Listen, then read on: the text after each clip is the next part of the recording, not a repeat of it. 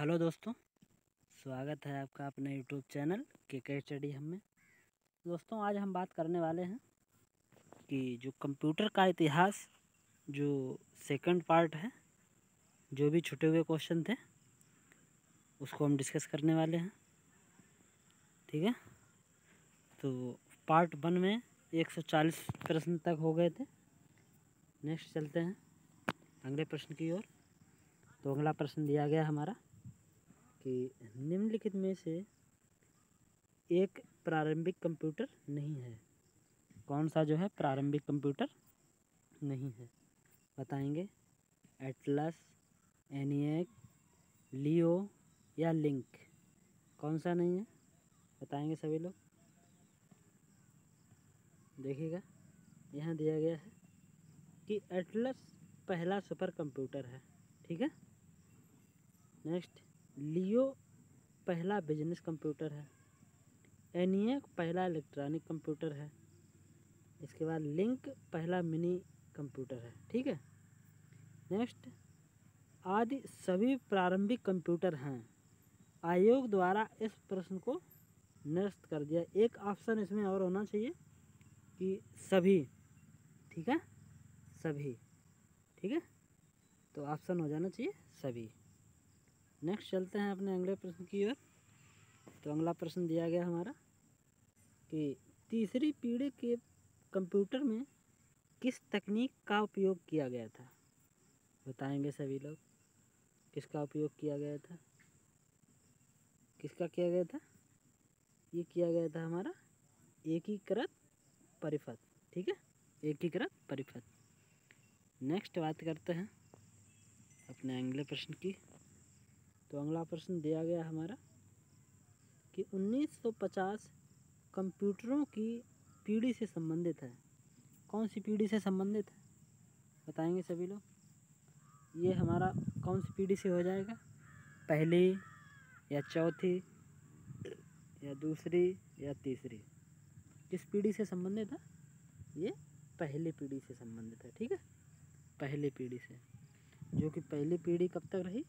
1942 से 1955 तक। ठीक है। नेक्स्ट चलते हैं अगले प्रश्न की ओर।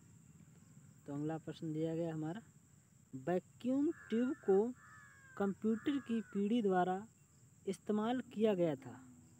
कौन सी पीढ़ी? पहली पीढ़ी, दूसरी पीढ़ी, तीसरी पीढ़ी, चौथी पीढ़ी? कौन सा हो जाएगा बताएंगे। वैक्यूम ट्यूब का किसमें इस्तेमाल हुआ था? ये हुआ था पहली पीढ़ी में। ठीक है। नेक्स्ट चलते हैं अपने अगले प्रश्न की ओर। तो अगला प्रश्न दिया गया हमारा कि कंप्यूटर की किस पीढ़ी में इसकी परिपथ के लिए वैक्यूम ट्यूब का उपयोग किया था? किसमें किया था बताएंगे सभी लोग। तो ये हमारा हो जाएगा, कौन सी पीढ़ी हो जाएगी? पहली, चौथी, तीसरी या दूसरी? कौन सी हो जाएगी? पहली पीढ़ी। ठीक है, बार बार घुमा के क्वेश्चन पूछ रहा है। नेक्स्ट चलते हैं अपने अगले प्रश्न की ओर। तो अगला प्रश्न दिया गया हमारा कि एनिएक पहला स्वचालित सामान्य प्रयोजन वाला डिजिटल कंप्यूटर है। एनिएक का फुल फॉर्म क्या है बताएंगे सभी लोग। एनिएक का फुल फॉर्म क्या होता है? तो एनिएक का फुल फॉर्म क्या होता है बताएंगे। ये हमारा हो जाएगा electronic numerical integrator and calculator. कहाँ दिया गया है? Option number B. ठीक है। नेक्स्ट बात करते हैं अगले प्रश्न की। तो अगला प्रश्न हमारा है कि पहली पीढ़ी के कंप्यूटरों में खालिस्तान का प्रयोग किया जाता था। किसका प्रयोग किया जाता था पहली पीढ़ी में बताएंगे। तो पहले में हुआ था वैक्यूम ट्यूब का, अभी ऊपर पढ़ के आए हैं वैक्यूम ट्यूब, जिसे निर्वात नलिकाएं कहते हैं। ठीक है। नेक्स्ट बात करते हैं कि अगला प्रश्न क्या दिया गया हमारा। अगला प्रश्न है कि पहली पीढ़ी के कंप्यूटर खालिस्तान के बने थे। पहली पीढ़ी के कंप्यूटर कैसे बने थे, ये भी वही क्वेश्चन पूछ दिया गया है कि ये वैक्यूम ट्यूब से। ठीक है, नेक्स्ट बात करते हैं अगले प्रश्न की। तो दिया गया है कंप्यूटर का सबसे आम प्रकार है, इसका उपयोग आमतौर पर द्विआधारी संख्याओं या प्रणाली का उपयोग करके मात्राओं के साथ जानकारी को संसाधित करने के लिए किया जाता है। ठीक है, कौन सा है, हाइब्रिड कंप्यूटर, एनालॉग या डिजिटल या कॉम्प्लेक्स। कौन सा कंप्यूटर हो जाएगा, ये हमारा हो जाएगा डिजिटल कंप्यूटर। ठीक है, डिजिटल कंप्यूटर। नेक्स्ट बात करते हैं अगले प्रश्न की। तो अगला प्रश्न दिया गया हमारा कि कंप्यूटर जनरेशन का 1 से 5 का सही अनुक्रम चुनें। कौन सा है बताएंगे। तो इसका सही क्रम है, ये हो जाएगा option number A, vacuum tube, transistor, एकीकृत सर्किट, VLSI। ठीक है, micro processor, ULSI, micro processor ये है। ठीक है, ऑप्शन नंबर ए जो है राइट आंसर हो जाएगा। नेक्स्ट बात करते हैं अगले प्रश्न की। तो अगला प्रश्न है हमारा कि कंप्यूटर की प्रथम पीढ़ी किस पर आधारित थी। बार बार वही क्वेश्चन पूछा जा रहा है। तो ये हमारी वैक्यूम ट्यूब पर आधारित थी। ठीक है, नेक्स्ट बात करते हैं कि किस पीढ़ी के अंतर्गत जो है कंप्यूटर भारी वैक्यूम ट्यूब आधारित और महंगे थे। कौन सी पीढ़ी में महंगे थे, तो बताएंगे सभी लोग। पहली में, दूसरी में, चौथी में, पाँचवीं में, किस में थे, ये हमारे थे पहली पीढ़ी में। ठीक, बहुत ही भारी और वजनदार जो है, ज़्यादा लाइट की खपत करते थे। ठीक है, नेक्स्ट बात करते हैं ENIAC, एडवेक आदि किस पीढ़ी के कंप्यूटर के उदाहरण हैं। किसके हैं बताएंगे सभी लोग। दूसरी पीढ़ी के, चौथी पीढ़ी के, तीसरी पीढ़ी के या प्रथम पीढ़ी के, किस पीढ़ी के हो जाएंगे। तो ये हमारा राइट आंसर हो जाएगा पहली पीढ़ी के कंप्यूटर हैं। ठीक है, पहली पीढ़ी के। और पहली पीढ़ी के कंप्यूटर कौन कौन से हैं देख लेते हैं एक बार। ठीक है, ENIAC हो गया। ठीक है, नेक्स्ट बात करते हैं कि इसके बाद एडवेक हो गया। ठीक है, ये हमारे जो भी है दिए गए हैं। नेक्स्ट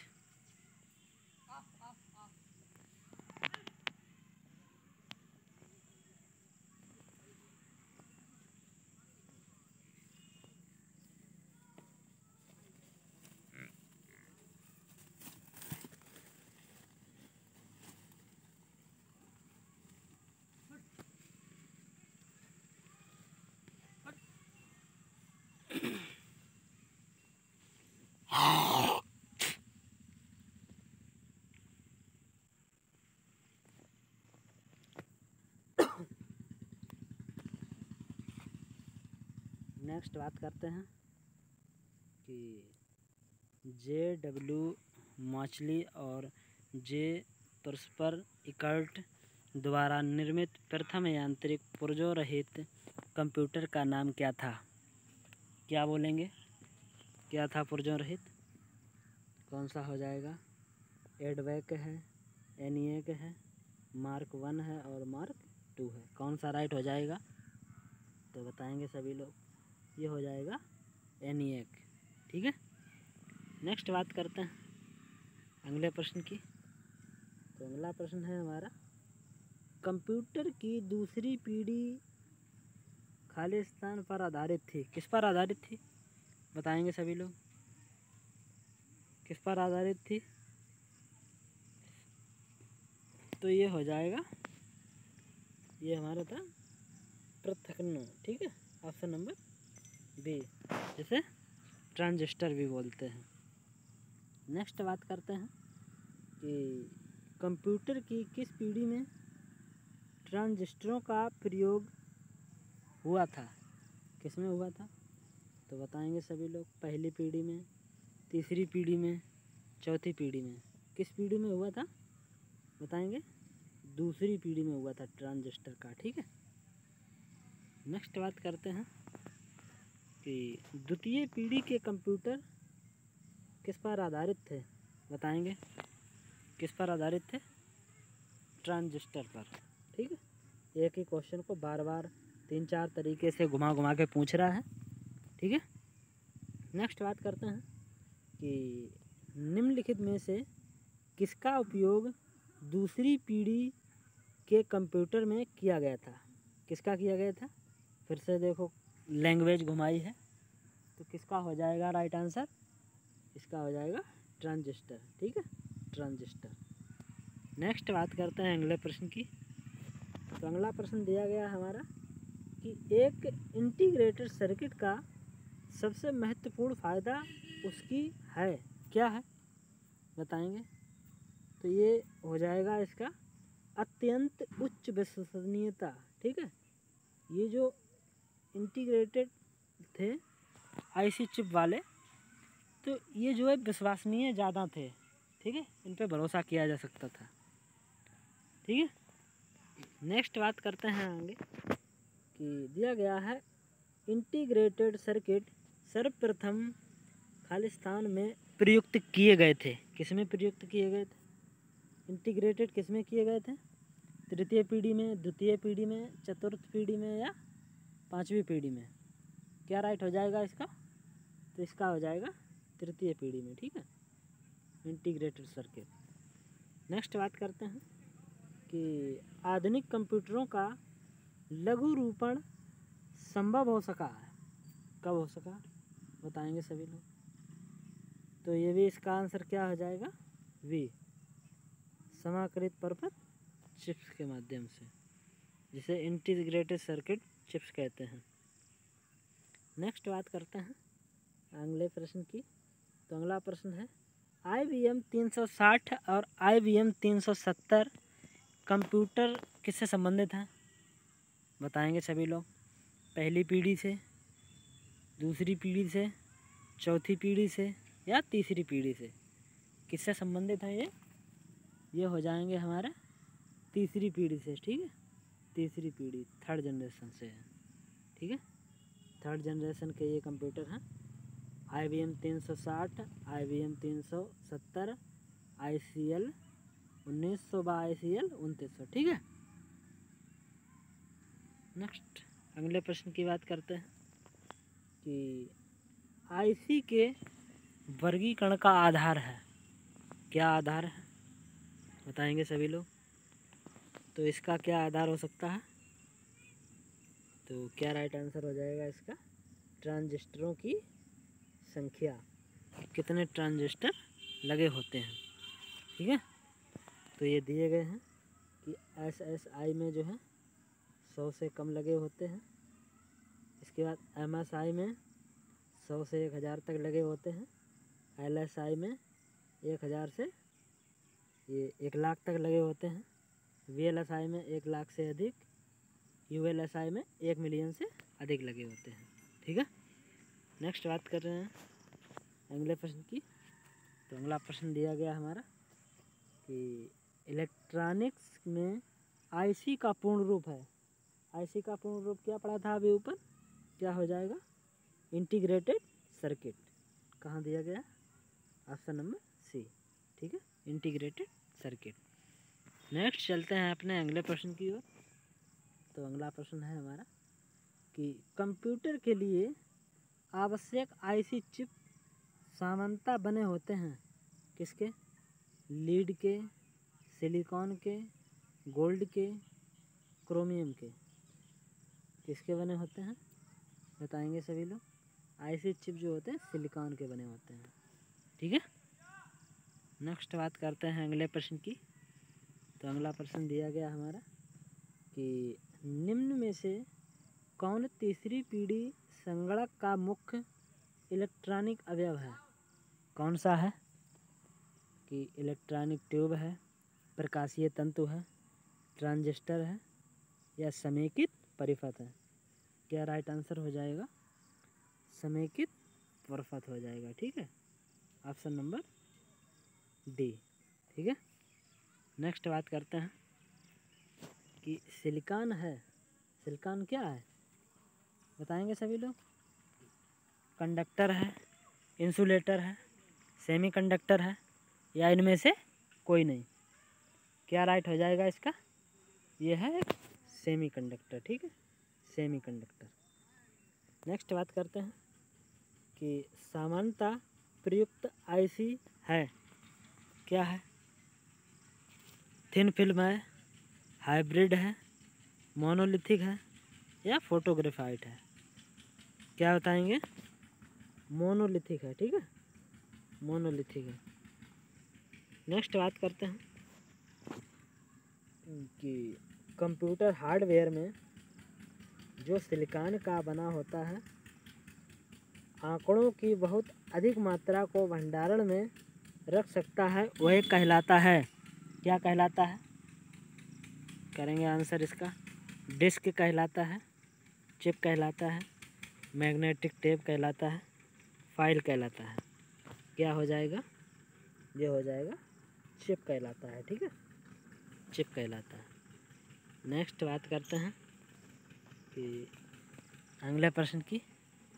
तो अगला प्रश्न दिया गया है हमारा कि एक छोटे सिलिकॉन चिप पर ट्रांजिस्टर और अन्य इलेक्ट्रॉनिक उपकरणों द्वारा बने पूर्ण इलेक्ट्रॉनिक सर्किट को कहते हैं? क्या कहते हैं बताएंगे सभी लोग? क्या कहेंगे? कि वर्क स्टेशन कहेंगे, सीपीयू कहेंगे, मैग्नेटिक डिस्क कहेंगे, इंटीग्रेटेड सर्किट कहेंगे या इनमें से कोई नहीं? तो क्या कहेंगे इसको? जो सिलिकॉन की चिप होती है उसको क्या बोलते हैं? इंटीग्रेटेड सर्किट, आईसी चिप जिसे बोलते हैं। ठीक है, नेक्स्ट बात करते हैं कि अगला प्रश्न दिया गया है हमारा कि कंप्यूटर में इस्तेमाल होने वाली इंटीग्रेटेड सर्किट जिसे आईसी चिप बनाने में निम्न में से कौन से रासायनिक तत्व एक टेट्रावैलेंट उपधातु का इस्तेमाल किया जाता है? किसका किया जाता है? सोना का, सिलिकॉन का, चांदी का, कॉपर का? किसका राइट आंसर हो जाएगा बताएंगे? तो ये हो जाएगा सिलिकॉन का। ठीक है, बार बार आईसी चिप की बात कर रहा है, आईसी चिप का संबंध सिलिकॉन से ही होता है। नेक्स्ट बात करते हैं कि किस कंप्यूटर जनरेशन ने आईसी चिप को VLSI very large scale integration circuit में बदल दिया? किस जनरेशन ने बताएंगे सभी लोग? आईसी चिप किस जनरेशन की थी? थर्ड जनरेशन की। तो अब किसका नंबर आएगा? कौन सी जनरेशन में कन्वर्ट हुई? ये हुई फोर्थ जनरेशन में। ठीक है, फोर्थ जनरेशन में। नेक्स्ट बात करते हैं कि क्या है अगला प्रश्न। अगला प्रश्न दिया गया हमारा कि कंप्यूटर पीढ़ी के कंप्यूटर माइक्रो प्रोसेसर तकनीक का प्रयोग करके विकसित किए गए थे। ठीक है, नेक्स्ट बात करते हैं क्या राइट आंसर हो जाएगा इसका?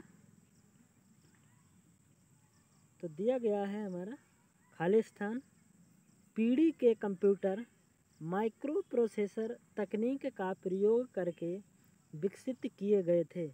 कौन सी पीढ़ी में? तो बताएंगे सभी लोग क्या राइट आंसर हो जाएगा इसका? क्या हो जाएगा इसका? तो इसका हो जाएगा चौथी पीढ़ी में। ठीक है, चौथी पीढ़ी में। नेक्स्ट बात करते हैं अगले प्रश्न की। तो अगला प्रश्न दिया गया हमारा कि निम्नलिखित में से कौन चौथी पीढ़ी की प्रोग्रामिंग भाषा है? चौथी पीढ़ी की प्रोग्रामिंग भाषा कौन सी है बताएंगे? ठीक है, तो कौन सी है? सी लैंग्वेज है या बेसिक लैंग्वेज है या एसक्यूएल जिसे स्ट्रक्चरल क्वेरी लैंग्वेज कहते हैं या मर्क्यूरी। ठीक है, कौन सी हो जाएगी? SQL। इसे स्ट्रक्चरल क्वेरी लैंग्वेज कहते हैं। ठीक है, नेक्स्ट बात करते हैं अगले प्रश्न की। तो अगला प्रश्न दिया गया है हमारा कि पहला माइक्रो प्रोसेसर 4004 किस कंपनी द्वारा बनाया गया था? किस कंपनी द्वारा? बताएंगे सभी लोग कि क्या राइट आंसर हो जाएगा इसका? Intel corporation. ठीक है, ऑप्शन नंबर बी। ठीक है, नेक्स्ट बात करते हैं अगले प्रश्न की। तो अगला प्रश्न दिया गया हमारा कि ट्रांजिस्टर का संबंध कंप्यूटर की किस पीढ़ी से है? ट्रांजिस्टर का बताएंगे। तो ट्रांजिस्टर हमारा हो जाएगा कौन सी पीढ़ी? चौथी पीढ़ी या तीसरी पीढ़ी, पहली या दूसरी? कौन सी हो जाएगी? दूसरी पीढ़ी से है। ठीक है, ट्रांजिस्टर। नेक्स्ट बात करते हैं कि माइक्रो प्रोसेसर की गति को खाली स्थान के रूप में जाना जाता है। किस रूप में जाना जाता है?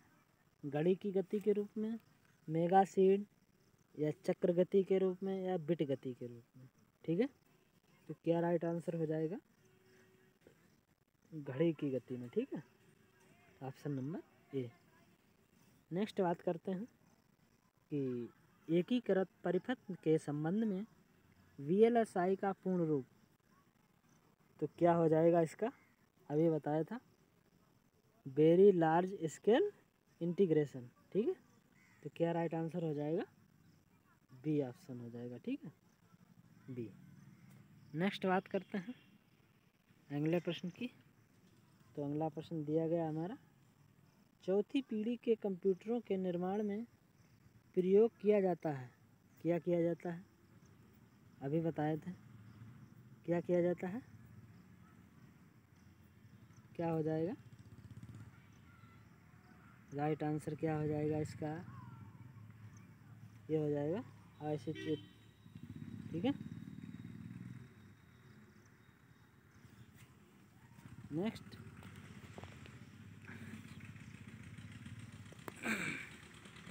अगला प्रश्न क्या दिया गया है हमारा? तो दिया गया है IC चिप द्वारा जो VLSI था, ये हमारा VLSI। ठीक है, ये डेवलप किया गया चौथी में।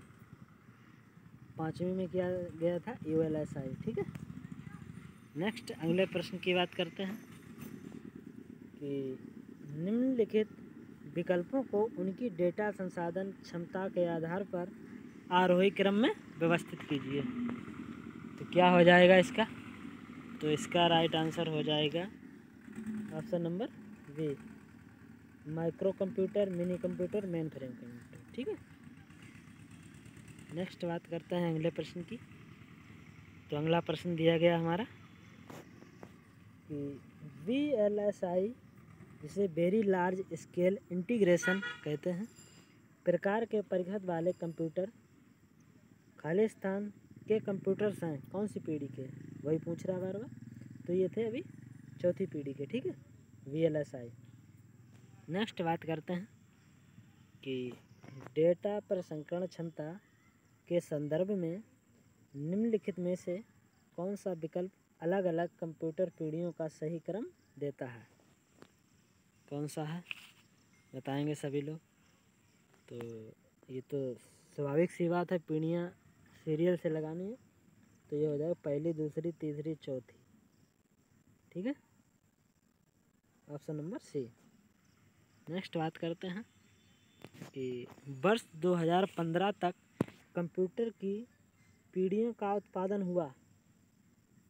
कौन सी पीढ़ियों, कितनी पीढ़ियाँ थी? तो ये हमारे थे 5। कितने थे? 5 पीढ़ियाँ। ठीक है, नेक्स्ट बात करते हैं अगले प्रश्न की। तो अगला प्रश्न है हमारा कि उन्नत तकनीकी जैसे कि कृत्रिम बुद्धिमत्ता, क्वांटम कंप्यूटिंग आदि मुख्य रूप से खाली स्थान पीढ़ी के कंप्यूटर के लिए थे। किस पीढ़ी के लिए कंप्यूटर थे? बताएंगे। तो ये हमारा हो जाएगा 5वीं पीढ़ी के लिए, ठीक है, 5वीं पीढ़ी, ठीक है। तो आशा करता हूँ आपको क्लास अच्छी लगी होगी, और जो भी चैनल पर पहली बार विजिट कर रहे हैं वो चैनल को सब्सक्राइब कर लें, ताकि जो भी क्लास हों वो आपको मिलती रहें। और इसकी PDF पाने के लिए हमारे के टेलीग्राम के स्टडी हब ठीक है,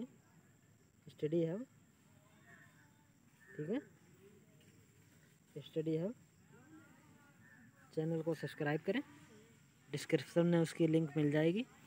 और जो भी पेपर प्रीवियस ईयर चाहते हैं वो डिस्क्रिप्शन में जो भी लिंक दी गई हैं उस पर क्लिक करके और चैनल को सब्सक्राइब करके टेलीग्राम में जाके जो है PDF पा सकते हैं।